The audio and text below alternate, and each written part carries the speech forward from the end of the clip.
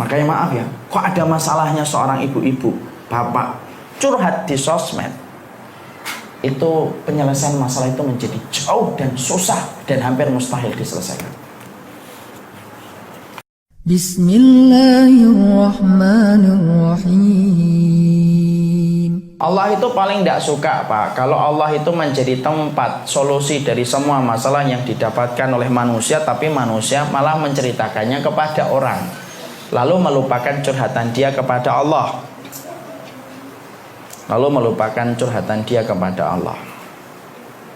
Karena termasuk hal yang tidak benar itu apa? Menceritakan masalah kepada manusia yang juga tidak pernah luput dari masalah.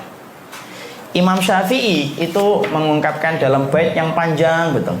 Syakautar rahima ila man la yarham. Kamu kalau punya masalah kok cerita sama orang dan meninggalkan ceritamu dari Allah, berarti kamu meninggalkan curhatanmu kepada Zat yang Maha Rahman menuju kepada makhluk yang terbatas rahmatnya. Manusia itu kalau kita ceritain paling-paling meresponnya tidak bisa secara maksimal. Karena apa? Karena manusia pun tidak luput dari berbagai macam masalah. Akhirnya kita melupakan bahwasanya masalah yang kita hadapi itu sebenarnya adalah bagian dari aurat. Makanya ada sebuah kaidah yang disampaikan, perasaan itu aurat. Tutupilah aurat itu supaya tidak banyak orang yang tahu. Makanya tidak benar itu orang-orang yang mereka menjadikan sosial media menjadi tempat curhatan atas seluruh masalah yang mereka dapatkan, atas masalah yang mereka peroleh. Itu tidak akan menyelesaikan masalah, tetapi justru menjadikan berlarut-larut masalah. Kenapa?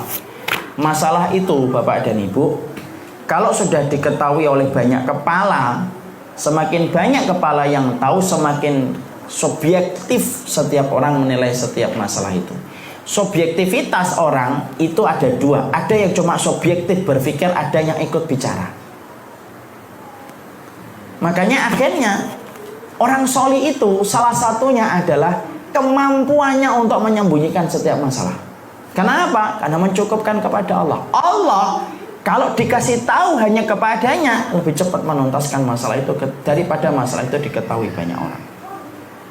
Makanya maaf ya, kok ada masalahnya seorang ibu-ibu, bapak curhat di sosmed, itu penyelesaian masalah itu menjadi jauh dan susah dan hampir mustahil diselesaikan.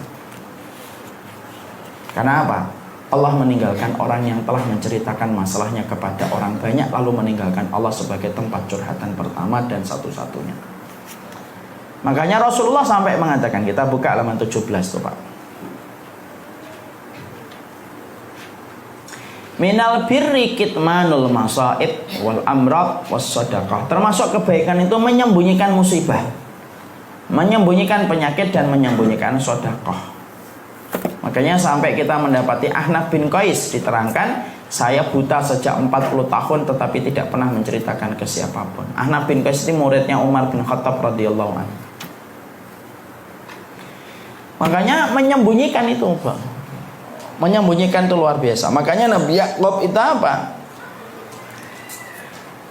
Nabi Yakub itu menceritakan semua masalahnya hanya kepada Allah, tangisannya hanya kepada Allah, walaupun sampai buta gara-gara menangisi Yusuf yang hilang. Ya.